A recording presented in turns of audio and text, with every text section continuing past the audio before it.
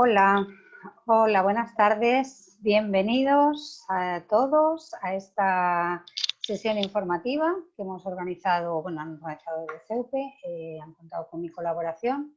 Soy Bárbara Fernández, soy profesora de CEUPE, soy tutora en distintos máster. Fundamentalmente lo que yo llevo es el tema de la protección de los datos, comercio electrónico y el derecho de los consumidores y usuarios. Dentro de la parte que gestiono yo dentro de la tutorización que yo hago, pues me he centrado hoy en la protección de los datos, concretamente los derechos digitales. Antes de empezar con el temario, simplemente comentaros que hay un chat a vuestra disposición, que vosotros ya lo sabéis. Cualquier duda, cualquier cuestión que queráis ir planteando, lo podéis ir poniendo en el chat.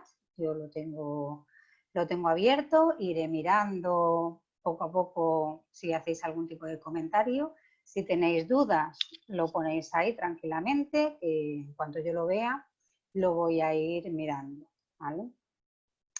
Buenos días desde Perú, aquí, en mi caso, desde Canarias, buenas tardes ya.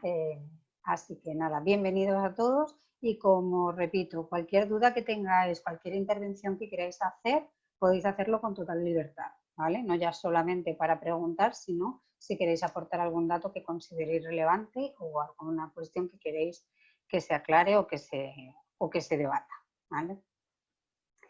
Veo que hay bastante participación de la zona de América del Sur, lo cual está muy bien.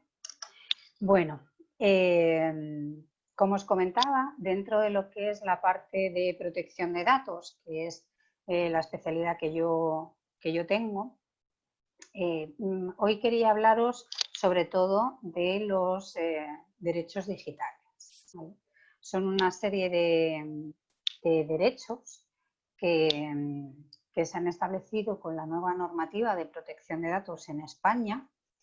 Si bien es cierto que son derechos que ya venían en una parte recogidos en distintas directivas europeas, ¿vale? Seguramente, o a lo mejor será el caso, como estoy viendo que tenemos asistentes de lo que os comentaba, de Sudamérica, de Perú, de Bolivia y demás, sí que me gustaría saber en esta charla que os voy a dar yo, si alguno de estos derechos, alguna de estas cuestiones que yo os voy a plantear, si allí efectivamente tienen implementación, tienen desarrollo o todavía está un poco por dilucidarse estas cuestiones. Sí sé que hay bastantes países que están empezando a desarrollar bastante la protección de datos de carácter personal. Muchos de ellos utilizan como modelo, en este caso, la normativa española y, por ende, la europea. Y sé que en vuestros países se está desarrollando este tema de manera bastante ágil. Entonces, lo que es la cuestión de los derechos digitales, que es lo que os quiero hablar hoy, como os venía comentando, no es una cuestión nueva que haya surgido con la nueva ley de protección de datos que se ha promulgado en España en diciembre del 2018. Son cosas que estaban un poco difuminadas en distintas normativas y en distintas legislaciones, tanto a nivel europeo como a nivel nacional, ¿vale? Pero sí que es cierto que a lo mejor alguno de estos derechos ha tenido una repercusión bastante importante y sí que ha resultado bastante novedoso, como pueden ser los derechos de la parte relativa al ámbito laboral, ¿vale? Luego ya entraremos en materia, porque además sé que es un tema que en la mayoría de los casos interesa bastante, ¿vale? Bueno, os he hecho aquí un pequeño índice de todos los derechos que tenemos los usuarios, cualquier persona, ¿no? En protección de datos tenemos una serie de derechos que tenemos la potestad de ejercer en cualquier momento y que tenemos la obligación, además, yo siempre lo digo, que no solamente son derechos en etéreo, sino que también deben de ser derechos con practicidad, es decir, que debemos aplicar y solicitar el ejercicio cuando corresponda, ¿vale? Os he hecho el listado de todos los nuevos derechos que regula, como os comentaba, la normativa española de protección de datos. A mí me gusta dividirlos en 2 o 3 apartados o subapartados, porque hay algunos que creo que están englobados dentro de la misma dinámica y otros que están interrelacionados. Entonces, todo lo que es la parte de la primera parte, digamos, de los derechos, donde entramos, pues el tema de la neutralidad, de la seguridad, lo que es el acceso universal. Para mí son derechos, como os comentaba, un poco etéreos, un poco que están ahí, que quedan muy bonitos en el papel, pero que luego efectivamente hay que obligar a que eso se cumpla.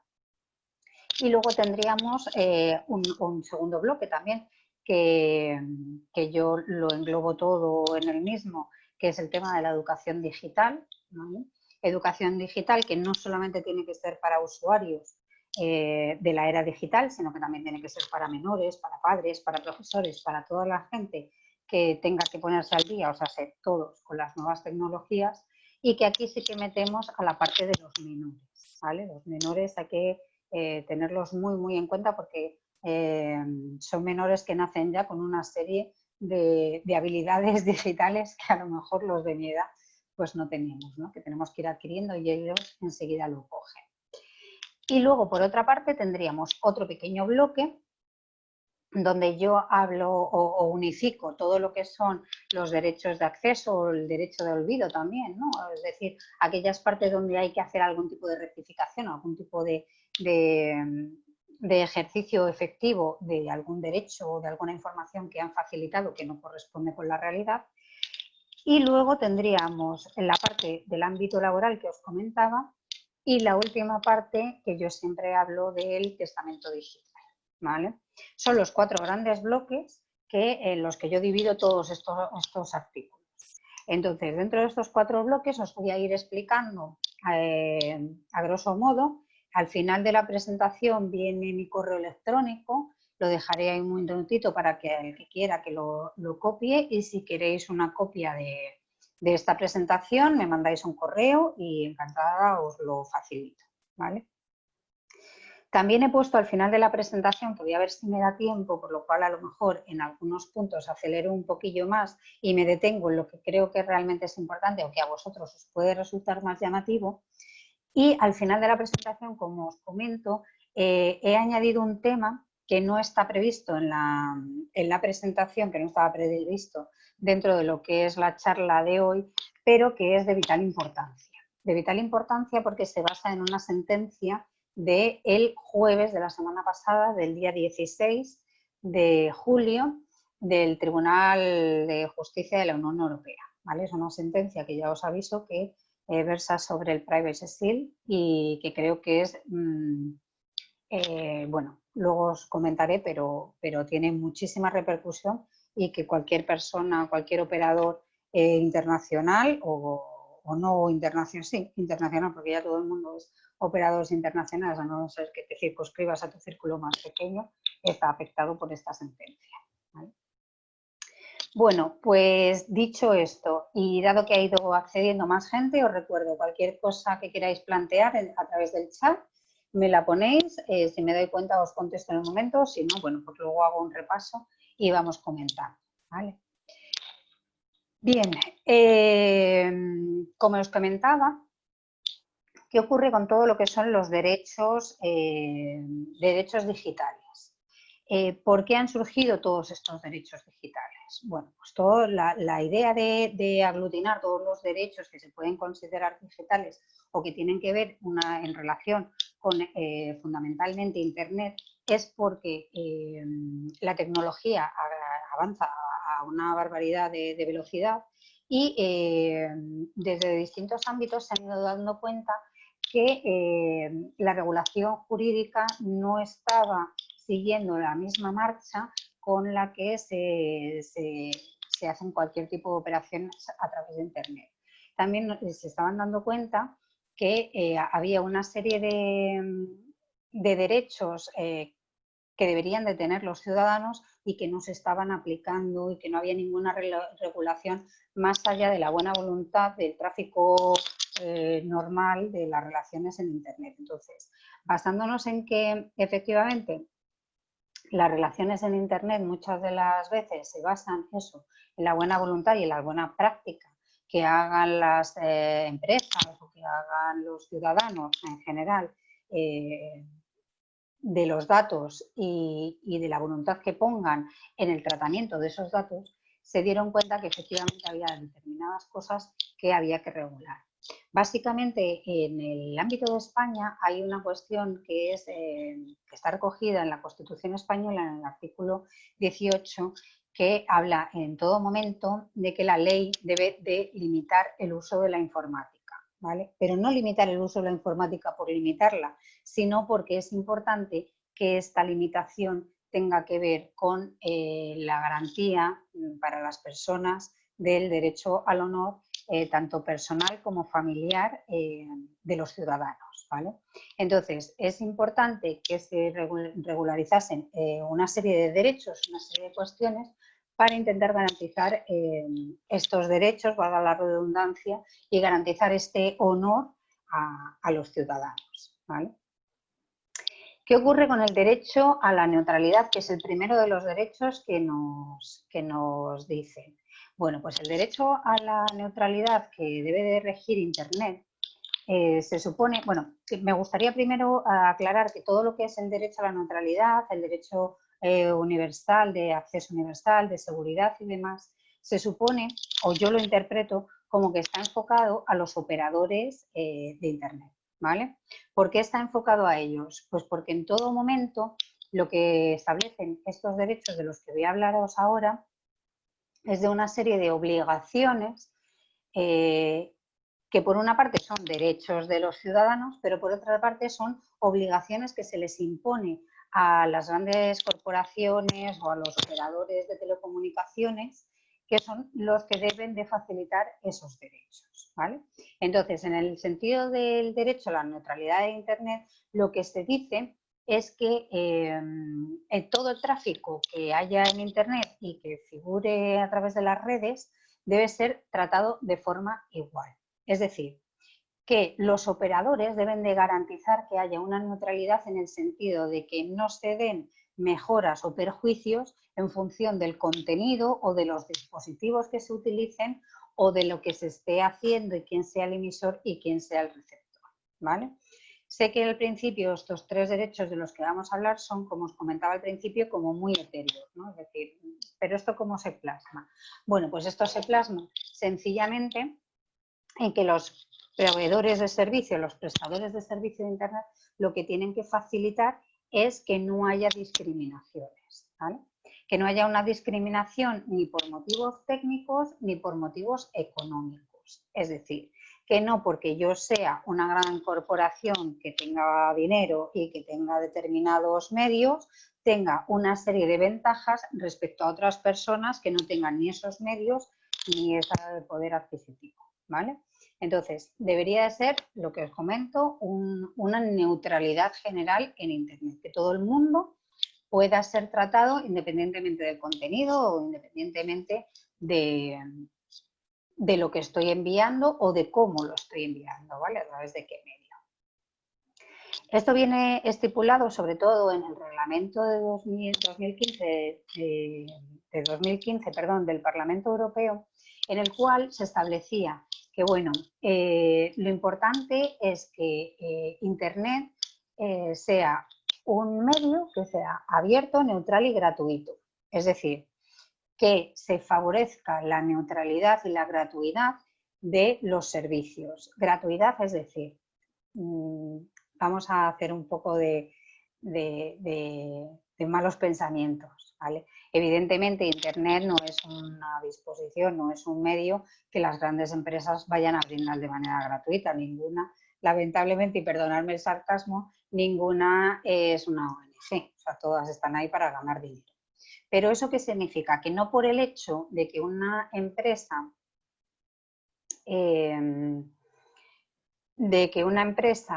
tenga más o menos recursos, a ella se le faciliten o se le obliguen a una serie de costes que a otros no, ¿vale? Con eso se refiere con el tema de que sea gratuito entre comillas. Esto tiene un coste y se paga, pero eso no significa que haya que incrementar según el poder adquisitivo de unos o de otros, ¿vale? Bueno, bienvenidos a los que han tenido problemas, espero que se les haya solventado y en cualquier cosa comentarlo por aquí que mi compañera os podrá ayudar.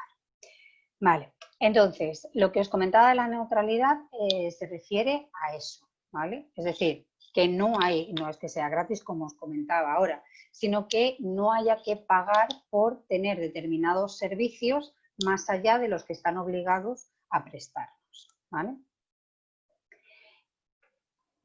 Segundo dato, que tiene que ver con la neutralidad, que es el acceso universal. Es decir, se supone con este derecho que lo que se pretende es garantizar que todas las corporaciones locales, todos los gobiernos, todos los alcaldes, todos los pequeños municipios y cualquier ámbito dentro de cualquier país tenga un acceso a Internet, ¿vale? Es decir, que sea un acceso abierto, universal y que sea asequible, porque claro, a mí no me vale de nada sin tener conexión a Internet si me están cobrando un precio desorbitado que no lo puedo pagar, ¿vale?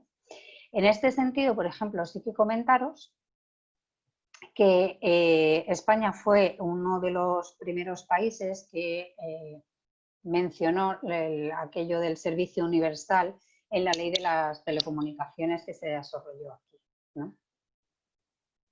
Entonces, ¿qué es lo que se reconoce en este derecho? Pues que se le reconoce a cualquier persona, simplemente por el hecho de ser persona, tener acceso a Internet, ¿vale? ¿Esto qué ocurre? Pues que no se pueden hacer discriminaciones ni por la condición económica, ni por la condición social, ni por el lugar de residencia, sino que se supone que el Estado está obligado a garantizar a los ciudadanos y a su vez obligado a obligar a los intermediarios a facilitar estos medios, ¿vale?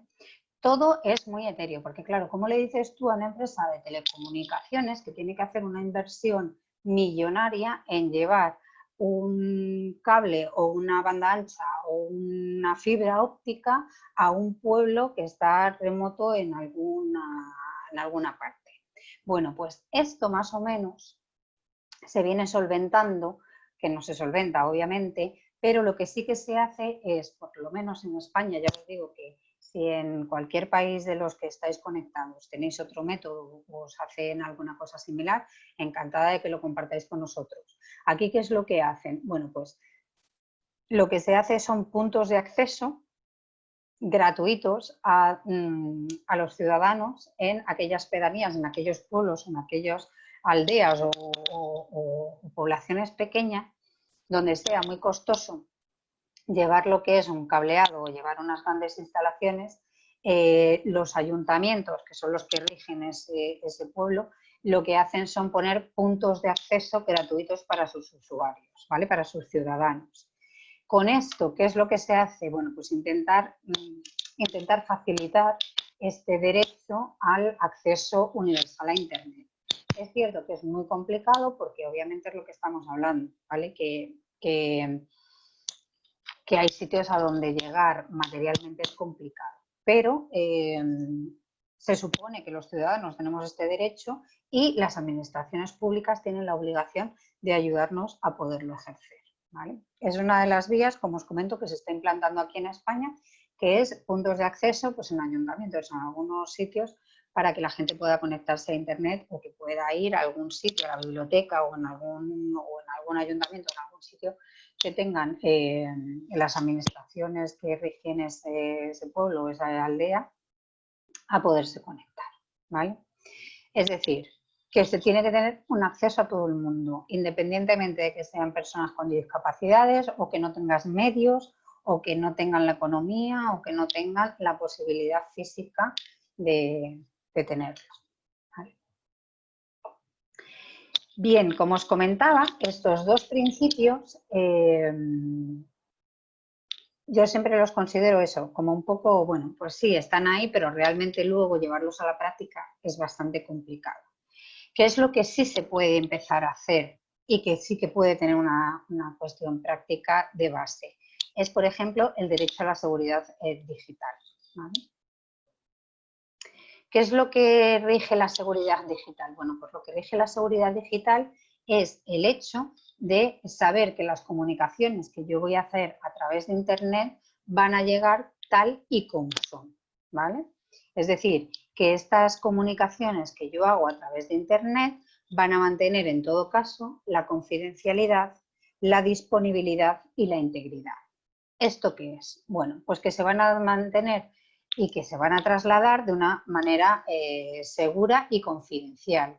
Es decir, que yo sé que cualquier tráfico que yo haga en Internet se va a mantener de manera privada, ¿vale? Y que solamente van a poder acceder a esa información aquellas personas a las que yo haya autorizado acceder a esa información.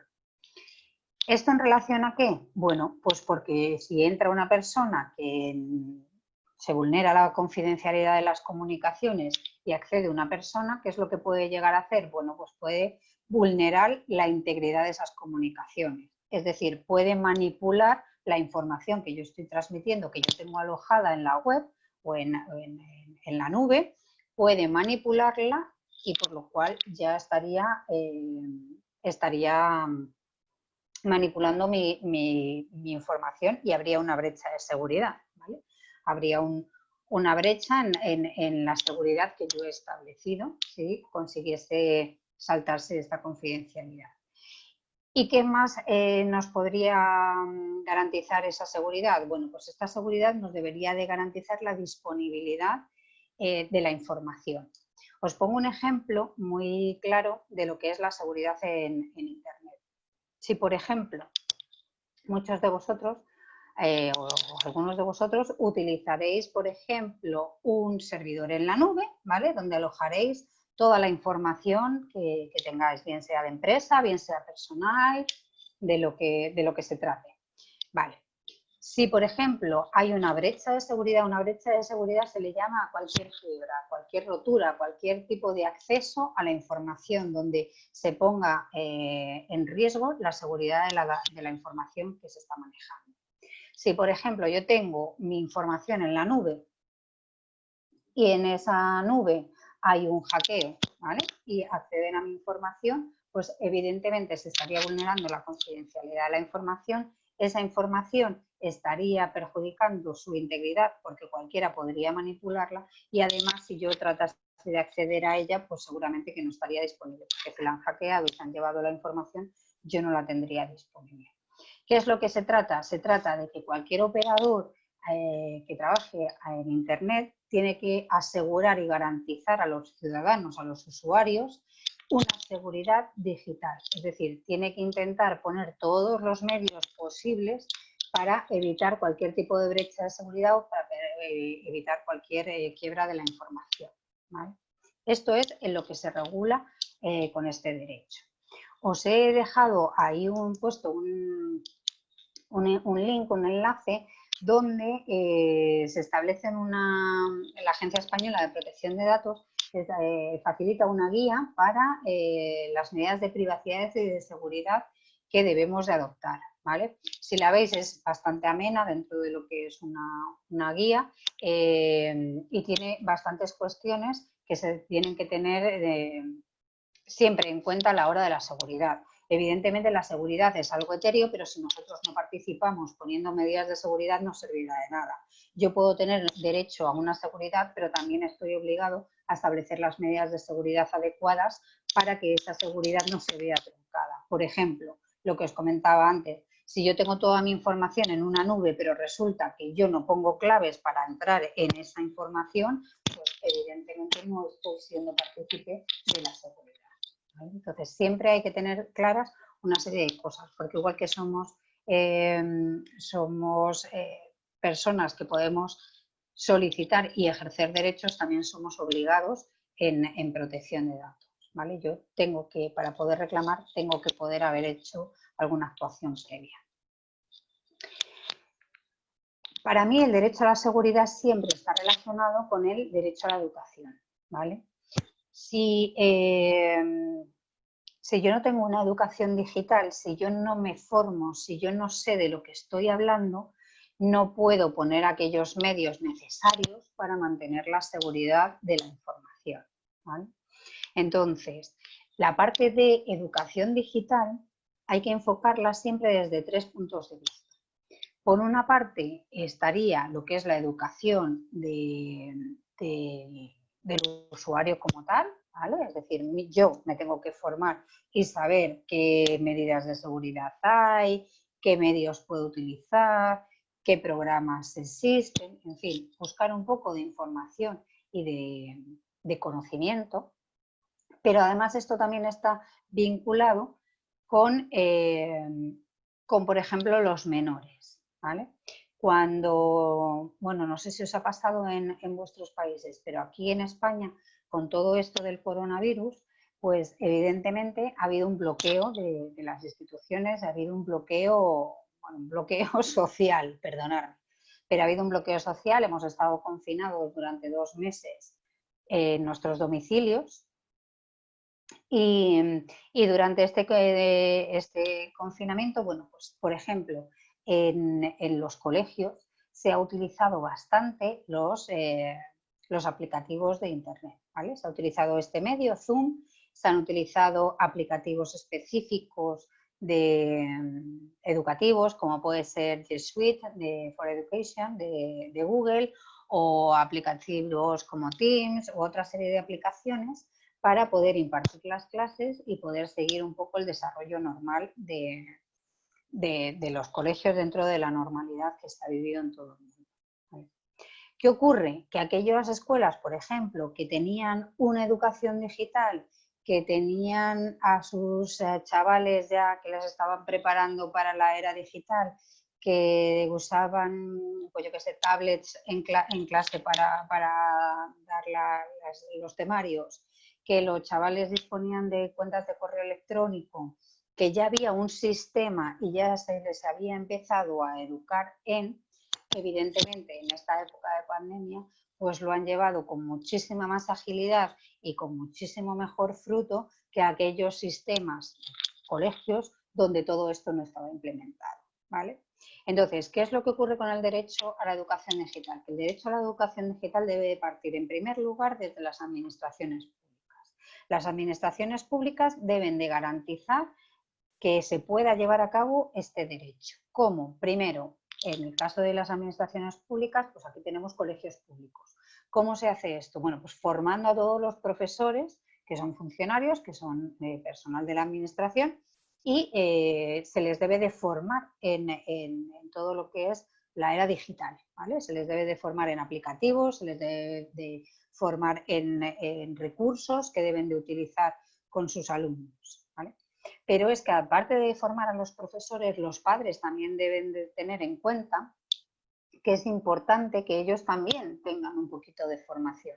Porque si yo qué sé, yo tengo un chaval en edad escolar y que necesita hacer cualquier cosa en el ordenador o conectarse, buscar, no sé qué, y yo no le puedo ayudar, evidentemente, pues mal va a ir la cuestión. Entonces deberíamos de formarnos también nosotros.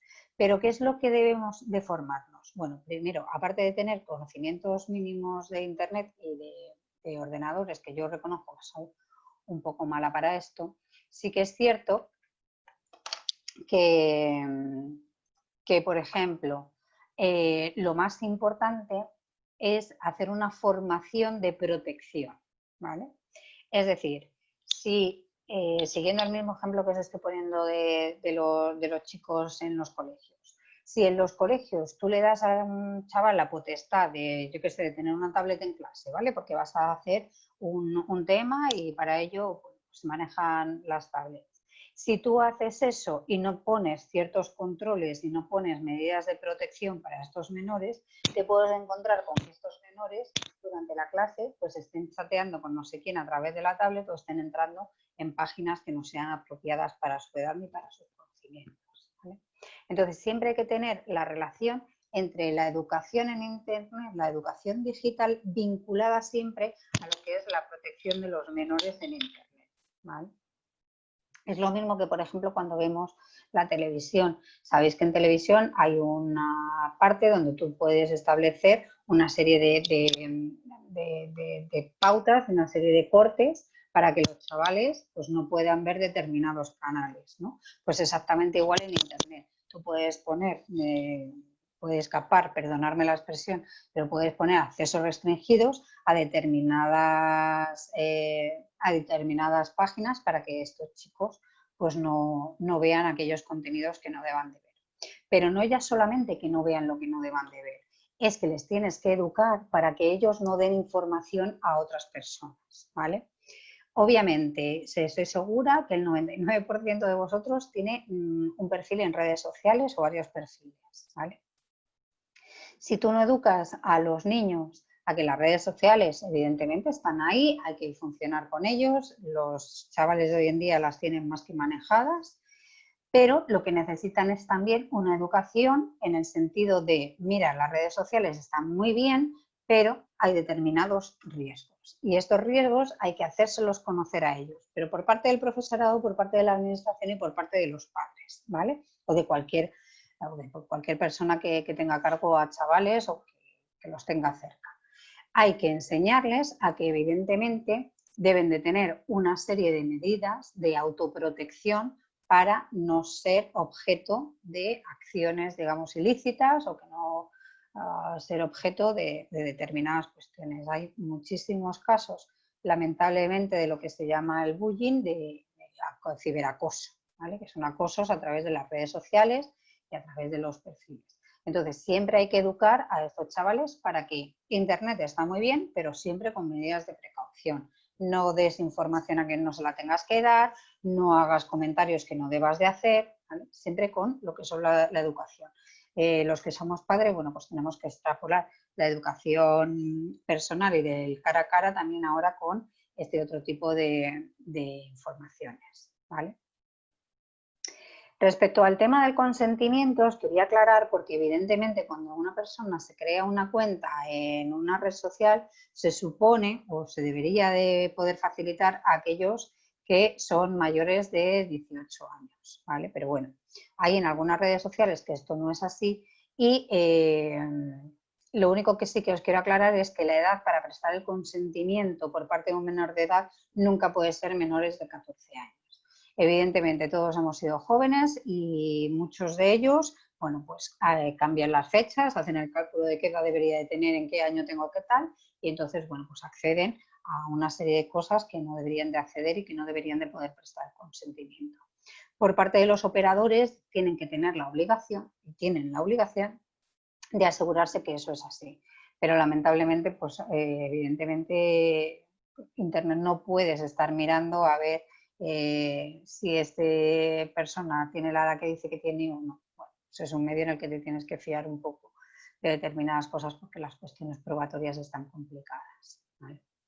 Os he dejado aquí también 3 apuntes que a mí me parecen muy importantes, que una es de la Agencia Española de Protección de Datos, que es la nota técnica de protección de los menores, otro enlace que es a la protección de los menores para que lo tengan en cuenta, una guía para los padres y las madres, que es de INCIBE, que es el Centro de Seguridad Español, y luego una página web que se llama Tú decides en Internet, que es muy recomendable para que lo vean los chavales. Los menores de edad es muy recomendable que entren aquí, echen un poco un vistazo y sepan qué riesgos tienen y qué es lo que pueden hacer, ¿vale? De tal manera que ellos decidan qué información se puede dar o qué es lo que quieren hacer con, bueno, pues con sus perfiles en Internet, ¿vale? Bueno, habríamos visto los 2 primeros bloques, ¿vale? Lo que es los derechos de neutralidad y del acceso, y luego ya la parte que está vinculada a lo que es la educación, la seguridad y sobre todo la protección de los menores. En esta parte que voy a hablaros ahora hay una... Bueno, es una parte, digamos, un poco común, ¿vale? Se mezcla un poco lo que es el derecho de rectificación en Internet con la actualización de las informaciones en los medios de comunicación, incluso también con el derecho al olvido.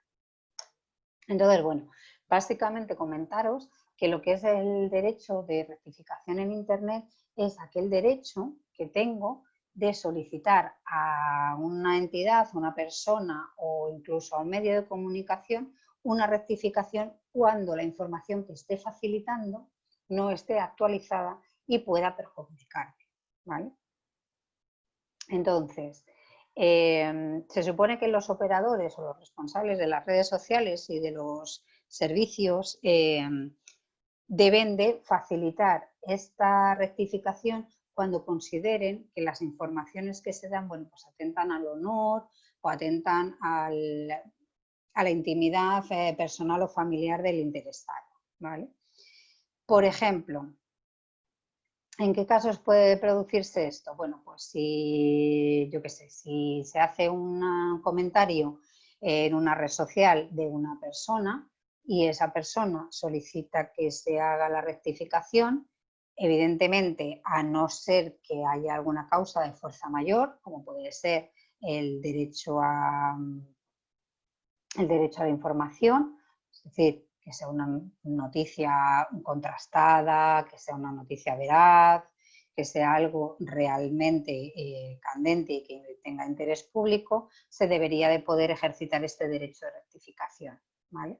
Es decir, que además de por datos inexactos o que no sean ciertos, se puede solicitar cuando yo note o yo piense como persona interesada que se me está vulnerando el derecho a mi honor, en redes sociales yo puedo ejercer este derecho para que en esa red social se haga esa rectificación, ¿vale?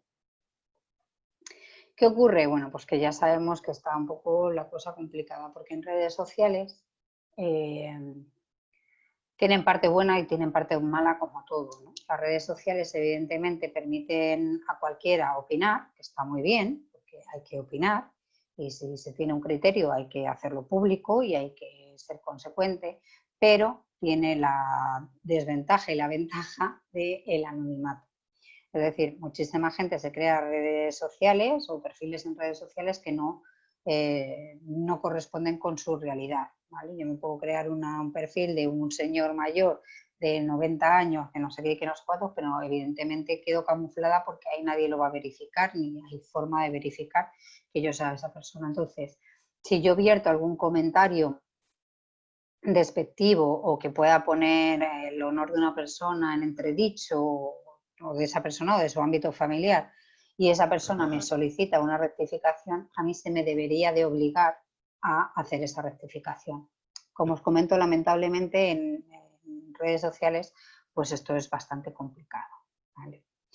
¿Dónde es más fácil que esto ocurra? Bueno, pues en medios de comunicación digitales, ¿vale? Si un medio de comunicación digital, con lo que se entiende como un medio de comunicación, ¿vale? O sea, un periódico, una revista, una televisión, lo que es un medio de comunicación, no ya una red social donde yo opino, incluso un blog, sino ya un medio de comunicación emitiese algún tipo de información que no sea veraz, que no se corresponda con la realidad actual de esa persona, esta persona podría solicitar que se rectificase esa información. De tal manera que al lado de la información que se ha puesto equívoca, debería de haber una nota de rectificación donde se pusiesen los datos correctos. ¿Para qué está pensado esta información o este derecho de rectificación en los medios de comunicación? Sobre todo porque sí que se han dado ciertos casos que evidentemente pues, son perjudiciales para las personas, donde, por ejemplo, a mí se me condenaba hace, no sé, 5 o 6 años o 10 años, me voy a inventar algo, se me condenaba por conducir ebria y causar un accidente o causar algún tipo de perjuicio, se publicó esa noticia, ¿vale? En su momento.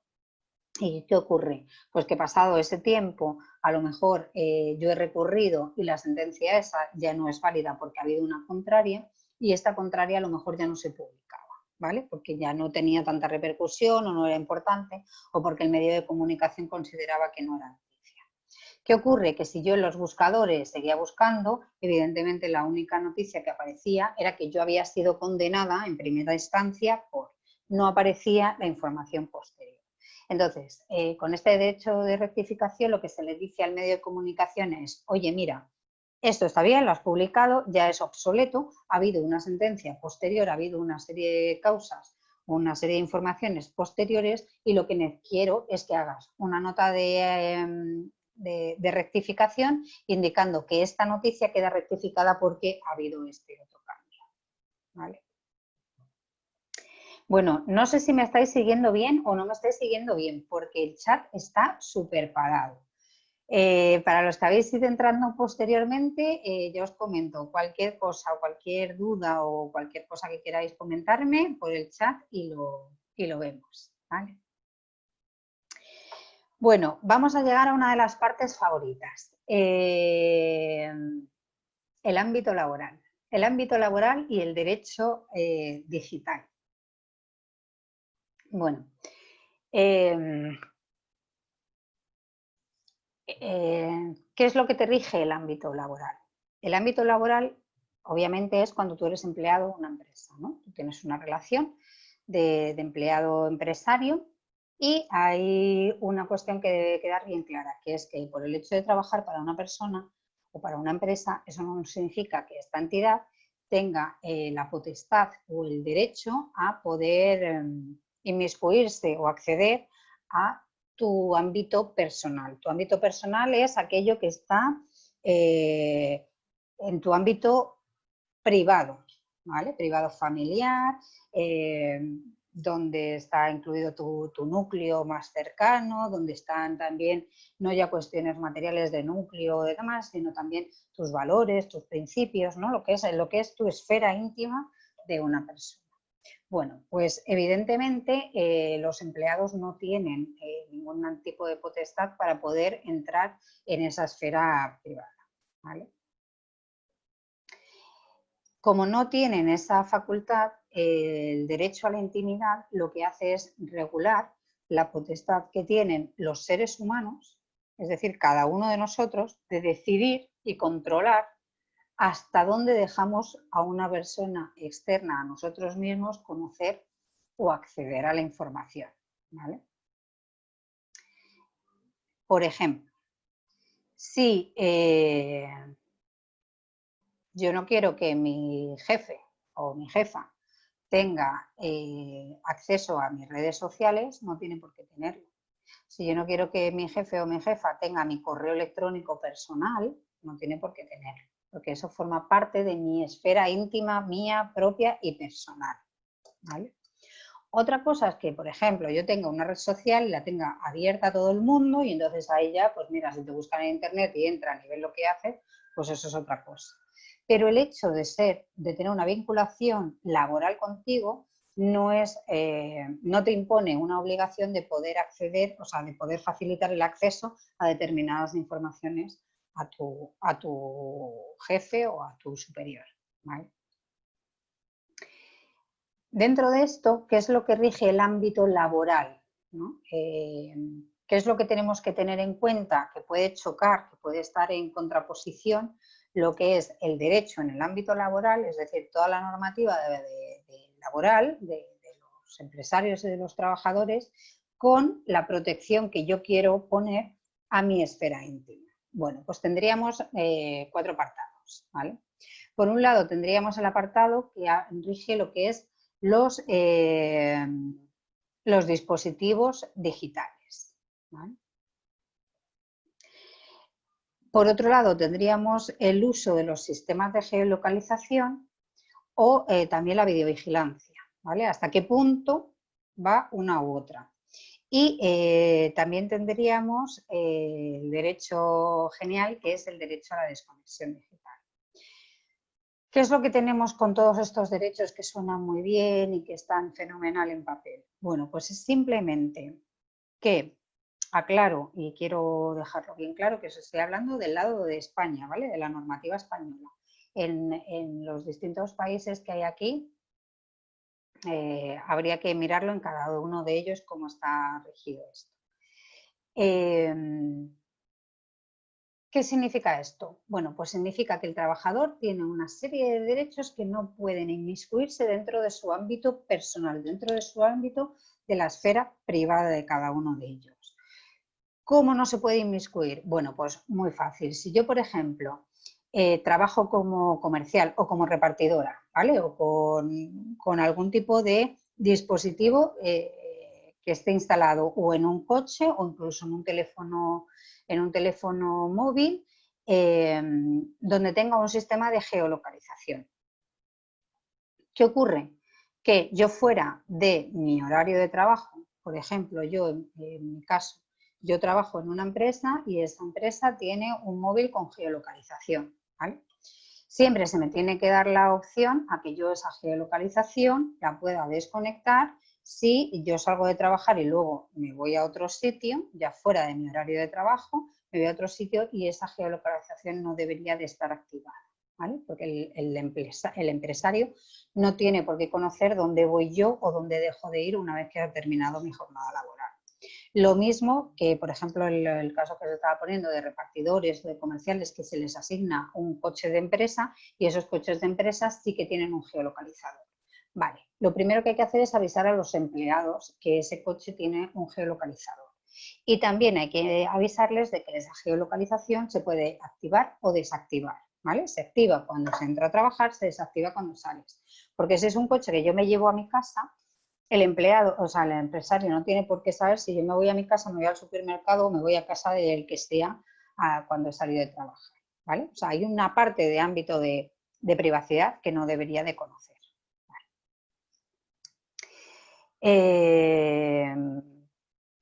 Ahora leo la consulta que hace Deimar y para terminar con este apartado.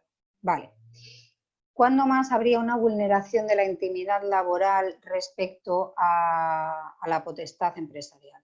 La potestad empresarial, por ejemplo, en España, en el Estatuto de los Trabajadores, establece que los empresarios podrán poner las medidas de control de los empleados que consideren apropiadas y demás, siempre que sean proporcionales. ¿Cuándo puede llegar a vulnerarse esto o chocar con el derecho a la intimidad en el ámbito laboral? Pues, por ejemplo, con los sistemas de videovigilancia, ¿vale? Los sistemas de videovigilancia pueden chocar en el ámbito de la esfera privada si, por ejemplo, aquí en España está prohibido instalar videocámaras o cámaras de seguridad de videovigilancia, está prohibido instalarlas tanto en baños como en vestuarios, como en zonas de ocio del personal. Zonas de ocio, es decir, que si tú tienes una zona de comedor común, que es de ocio, de asueto, de relajación de los trabajadores, ahí se supone que no deberías de establecer cámaras de seguridad, ¿vale? Y otra forma de vulnerar o de atentar con este derecho a la intimidad en el ámbito laboral sería si además esas cámaras tuviesen la posibilidad de escuchar, ¿vale? De audio. Porque ahí ya sí que no es que te estén viendo lo que estás haciendo, que bueno, que si estás comiendo, pues estás charlando con los compañeros, pues ya está, sino que están oyendo lo que se está diciendo. Y hay veces que, evidentemente, a todos nos pasa que en el momento de asueto de relajo del trabajo, bueno, pues con compañeros puedes tener algunas conversaciones que se tienen que mantener en el ámbito más estricto, personal y privado de cada uno de ellos, ¿vale? Entonces, ¿cómo se corrige esto? Pues como os comentaba, por un lado el empleador tiene esa serie de potestades, pero por otro la norma dice que hay determinadas cosas o determinados límites que debe de seguir, ¿vale? Y luego, el que está genial, pero que realmente no aplica a mucha gente, es el de desconexión digital. Es decir, yo tengo derecho a que cuando termino mi jornada laboral, se termina mi jornada laboral. Yo tengo derecho a que cuando me voy de vacaciones, me voy de vacaciones. ¿Por qué está regulado? Bueno, pues porque nos hemos dado cuenta, no sé si a vosotros os pasará, pero a mí me ha pasado durante muchísimos años, que tú llegas el fin de semana y sigues trabajando exactamente igual, porque te llega el correo electrónico, te llegan los mensajes. Hay clientes que no miran si es fin de semana o no, o lo que sea, o porque ellos están más tranquilos y se les ocurren cosas, pues te llaman y da igual que sea un sábado, un domingo o lo que sea. Entonces, ¿qué es lo que te dice este derecho a la desconexión digital? Te está diciendo que yo tengo derecho a eso, a que cuando se acaba mi jornada laboral, se acabó y no se me tiene que molestar. Esto también está vinculado, como lo que os comentaba antes, con el tema del empresario. Había empresarios que tú te ibas de vacaciones y en vez de buscar la información era mucho más sencillo el llamarte por teléfono para ver, oye, ¿dónde está? No sé qué, oye, ¿has escrito no sé cuántos? Bueno, pues no. Esto a partir de la ley de protección de datos, pues tiene su protección para que esto no suceda. Vale. Voy a leer la pregunta de Deimar porque si no se me va. ¿Es cuestionable la vulneración del derecho a la actualización en las instituciones públicas? ¿Es punible o solo resarcible civilmente para la administración pública que vulnere este derecho de actualización? Perdóname, pero no sé a qué derecho de actualización te refieres. Te aclaro, las administraciones públicas en España, a nivel general, es raro que se las sancione de manera punible, ¿vale? Las administraciones públicas en España, generalmente, lo que se les suele hacer son apercibimientos. Es decir, se les manda una notita diciendo, estás haciendo esto mal, corrígelo.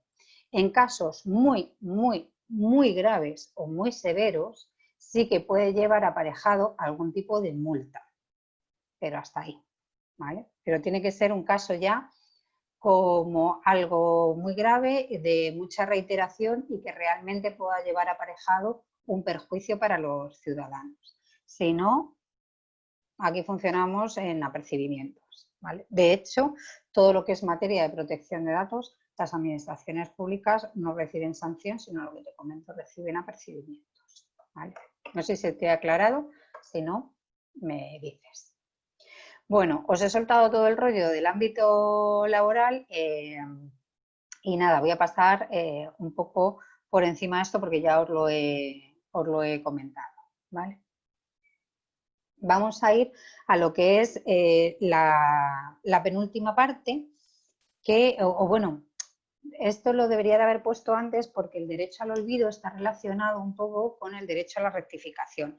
El derecho al olvido viene todo, bueno, pues a través de una sentencia de una persona que reclamó hace ya tiempo diciendo que había información suya obsoleta en Internet y que quería que se eliminase esta información, ¿vale? Lo que estaba haciendo esta persona fue un derecho, lo que se llama un derecho de supresión de información en Internet. Bueno, pues esta solicitud de supresión de derechos en Internet, o sea, de informaciones en Internet, llegó hasta el Tribunal de Justicia de la Unión Europea, ¿vale? Y entonces el Tribunal de Justicia de la Unión Europea dijo que efectivamente el tratamiento de datos que realizan los motores de búsqueda que se deben de también someter a la protección de datos de la Unión Europea, ¿vale? Por lo cual establecía que no solamente se debería de eliminar o de suprimir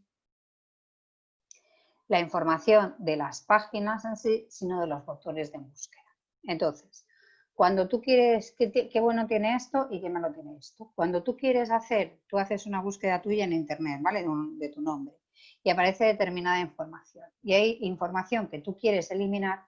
¿Qué es lo bueno? Que puedes solicitar que se elimine de los buscadores. ¿Qué es lo malo? Que tienes que solicitarlo uno a uno en cada uno de los sitios. No hay un sitio donde tú digas, quiero que supriman mi información y ya está.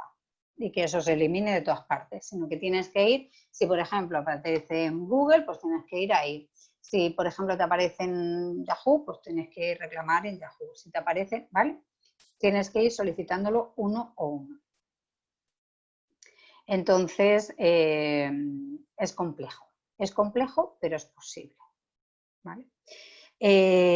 A ver, Ugel dice, dentro del trabajo remoto o aislamiento, la intimidad permite no seguir ejerciendo el trabajo de las herramientas informáticas. A ver, dentro del trabajo remoto o del aislamiento, yo solamente os voy a comentar una cosa. Yo ahora mismo estoy teletrabajando, ¿vale? Entonces, cuando hagáis teletrabajo, lo que sí que tenéis que tener en cuenta a la hora de que no haya ningún problema con la intimidad vuestra es siempre aseguraros de los entornos, ¿vale? Si veis, yo detrás mío tengo una pared blanca con un cuadro que está ahí colgado, pero no se ve absolutamente ninguna fotografía personal ni informaciones que sean personales y que que puedan dar mayor información de la que yo quiero dar, ¿vale? Entonces, cuando estéis teletrabajando, lo comento porque habéis visto seguro que lo habéis visto en noticias, porque ha pasado mucho en esta época de pandemias, que se teletrabajaba y había gente que aparecía teletrabajando, pues que iba al baño, no se daba cuenta que tenía el micrófono abierto y se veían cosas, o gente que se levantaba y de repente pues no tenía la ropa puesta en la parte de abajo, sino, bueno, pues son despistes que se tienen, ¿vale? Pero quitando estos casos anecdóticos, sí que es cierto que hay que tener cuidado cuando se teletrabaja del entorno y ver que no haya nadie cerca o que no se le pueda oír, que no se le pueda ver, y sobre todo el tema de las cuestiones personales, fotografías, cosas así, pues que no estén, ¿vale? Bien, os he puesto aquí pues un pequeño gráfico que he encontrado en Google de qué cantidad de peticiones de ejercicio del derecho al olvido habían tenido y qué direcciones se habían eliminado y cuáles no, ¿vale? Como veis, hay bastante porcentaje. Cuando no se retira una noticia, cuando no se elimina una información, bueno, pues no se elimina cuando se considera que estas informaciones son de interés, ¿vale? para el público, o porque a lo mejor sean relevantes por la persona que está protagonizando esta noticia, ¿vale? Entonces, ¿qué es lo que se supone que hacen? Bueno, pues que miran uno por uno el derecho que se solicita y ahí deciden si se hace o no se facilita o no este derecho, ¿vale? Voy a acelerar un poco porque ahí os quería comentar lo de la sentencia, veo ya que me quedan pocos minutos. Entonces, otro de los derechos que tenemos en el ámbito digital es el derecho a la portabilidad. El derecho a la portabilidad es para aquellos que tenéis telefonía móvil, tan sencillo como igual que cuando hacemos muchas veces que no nos bajan la tarifa y decimos, pues voy a hacer la portabilidad de una empresa a otra empresa. Bueno, pues en el momento digital, en la era digital, también lo podrías hacer. Es decir, me quiero ir de una red social, me quiero ir a otra y les digo que por favor pasen mi información, la que tengan mía, que esté estructurada y en formato legible, que se la manden a la otra red social, ¿vale? Para no tener yo que cargar toda la información que ya tengo aquí facilitada. ¿Qué ocurre? Bueno, pues que en teoría está muy bien, pero en la práctica, pues evidentemente a las operadoras pues no les puede resultar rentable, no ya el traslado, que evidentemente es una faena para ellos, sino que les puede resultar bastante costoso el hecho de hacer esta portabilidad, ¿vale? Porque bueno, pues, económicamente tiene un coste trasladar toda tu información, todo tu contenido de una red social a otra, ¿vale? Y lo último que os quería hablar antes de comentaros la sentencia y que se acabe el tiempo es el derecho al testamento digital. En este ámbito del testamento digital quería aclarar un par de cosas. Sobre todo para que lo tengáis en cuenta, porque si tú en internet buscas testamento digital, hay algunas aplicaciones que te dicen que puedes hacer tu testamento digital por internet, ¿vale? En el caso de España, paso esto un momentito y me voy a esta última cuestión. En el caso de España, no todos los testamentos son válidos, ¿vale? Para que un testamento sea válido, que sea civilmente y jurídicamente vinculante, tiene que haberse realizado de alguna de estas formas, ¿vale? Que sea ante notario, un hológrafo, es decir, escritos, ¿vale? Si lo haces en el mar o dentro del ámbito militar, ¿no? Pues porque estés en campaña o lo que sea, en peligro de muerte y si lo haces fuera de tu país, bueno, pues con arreglo a la normativa de este país. Todo lo que se salga de esto no es un testamento válido. Entonces, hay páginas web, como os comentaba, que ofrecen hacer testamentos digitales, pero que no son válidas, no son válidos. O sea, yo luego quiero llevar ese testamento ante un notario y decir que yo he testado X cosas y no serían válidas, ¿vale? Aclarado esto, también os quiero aclarar que hay dos cosas. Uno es la identidad virtual, es decir, la que yo utilizo en las aplicaciones, en las redes sociales, los nicks que se llaman, por ejemplo, y otra es la identidad digital, es decir, lo que es mi información en Internet, ¿vale? La primera sí que la puedo transmitir, la primera la puede utilizar cualquier otra persona, pero la segunda es personalísima, ¿vale? Y cuando yo fallezco, se extingue. ¿Qué ocurre con los testamentos digitales? Pues los testamentos digitales lo que te hacen es que te dan la potestad, ¿no? El derecho este nuevo del testamento digital lo que hace es que te da la potestad de poder elegir qué es lo que pasa, sobre todo con tus redes sociales, con toda tu identidad virtual, qué ocurre cuando tú fallezcas, ¿vale? De tal manera que, por ejemplo, a tus herederos, ¿vale? Bien sean los herederos legítimos, tus hijos, tus padres o quien corresponda, así como los albaceas testamentarios si los tienes designados, decidan qué ocurre con toda esa información. Es decir, qué pasa cuando yo me muera con Facebook, qué pasa con Instagram, qué pasa con todas las redes sociales, ¿no? Bueno, pues yo tengo la potestad de decir qué es lo que ocurre con esto. Les puedo obligar en testamento a que mantengan mis cuentas abiertas y que vayan poniendo ahí pues informaciones o lo que yo considere, ¿vale? Es decir, se le da la potestad a las personas de poder decidir qué ocurre con nuestra información digital cuando nos hemos fallecido, ¿vale? Es un derecho, la verdad es que bastante novedoso, que para mí me parece un poco de carga para los causavientes, pero bueno, en fin, como todo en esta vida, ¿vale? Bien, bueno, hasta aquí todo el tema de los derechos digitales. No sé si os ha producido alguna duda, alguna inquietud o algo que os pueda aclarar. Si es así, bueno, pues me escribís por el chat y os lo comento. Espero que no os haya resultado demasiado pesado. Y lo que sí que os quería comentar, que ya nos pasamos un poquito de la hora, abusando del tiempo de CEUP, es esta última diapositiva. Es la sentencia que se ha producido el pasado jueves, el día 16, del Tribunal de Justicia de la Unión Europea, ¿vale? En esta sentencia, ¿qué ocurre? Bueno, pues que se anula el Privacy Shield por el cual se regían las medidas de seguridad entre las relaciones de la Unión Europea con operadores o con empresas de Estados Unidos que manejasen información de los europeos, ¿vale?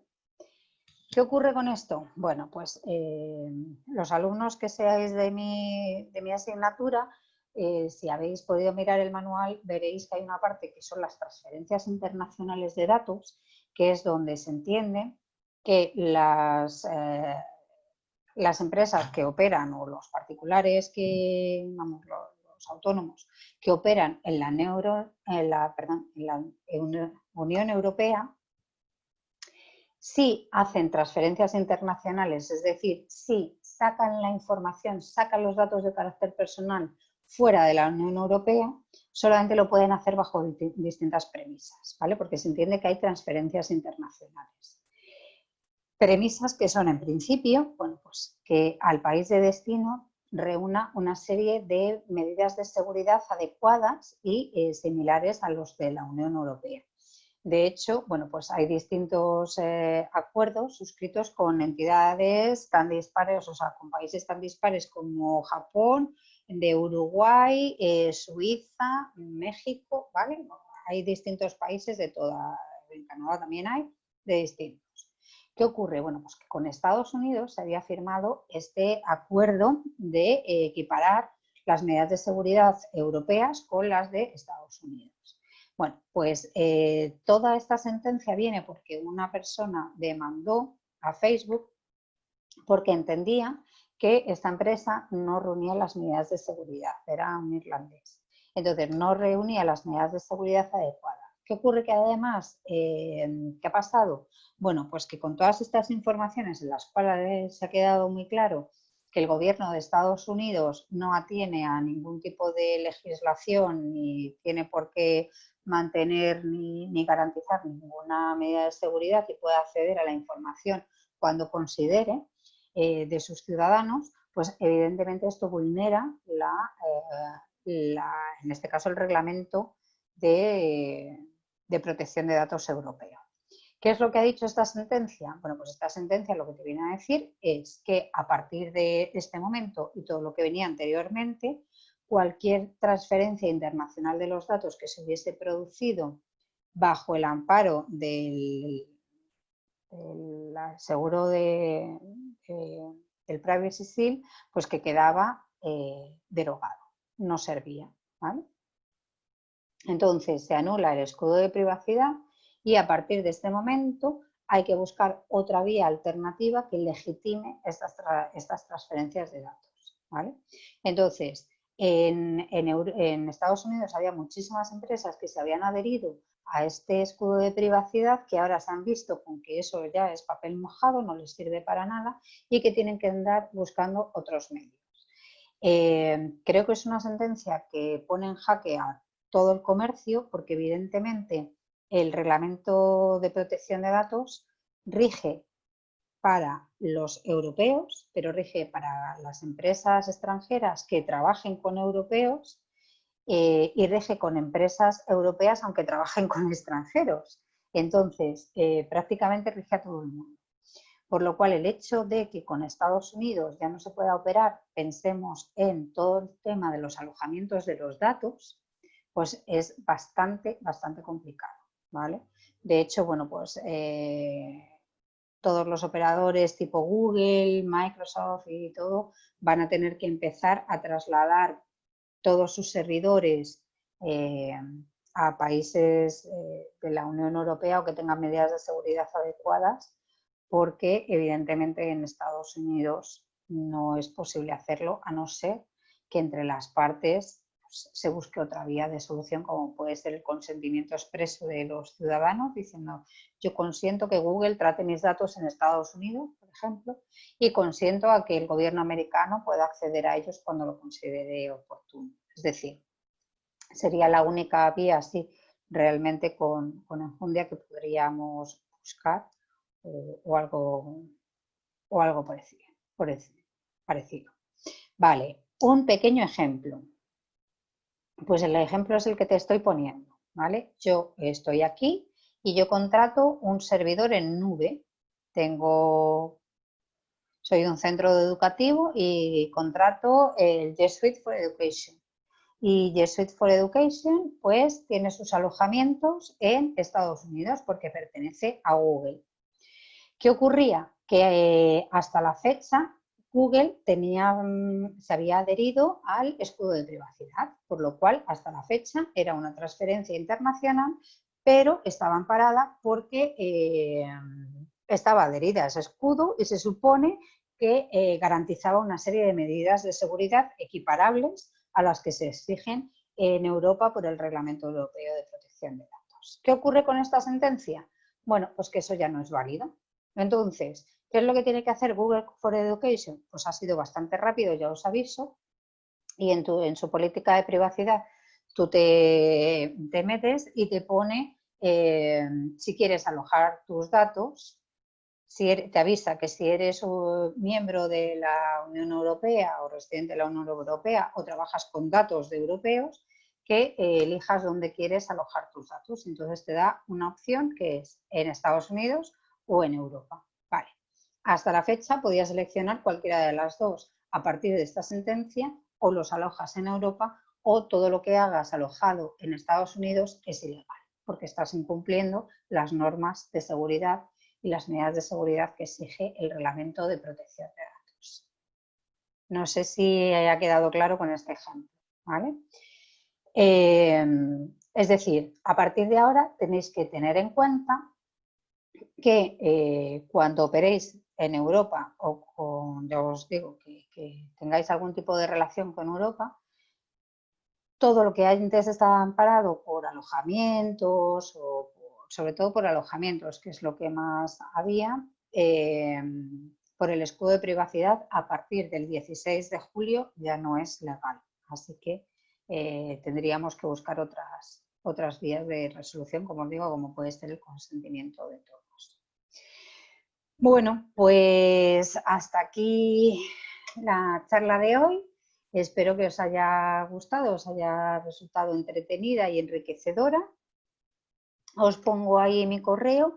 Quien quiera una copia de la presentación, pues nada, que me la pida y yo os la hago llegar. Y nada, daros las gracias a todos por asistir y igual cualquier duda que tengáis también lo podéis mandar por correo. Así que nada, muchas gracias.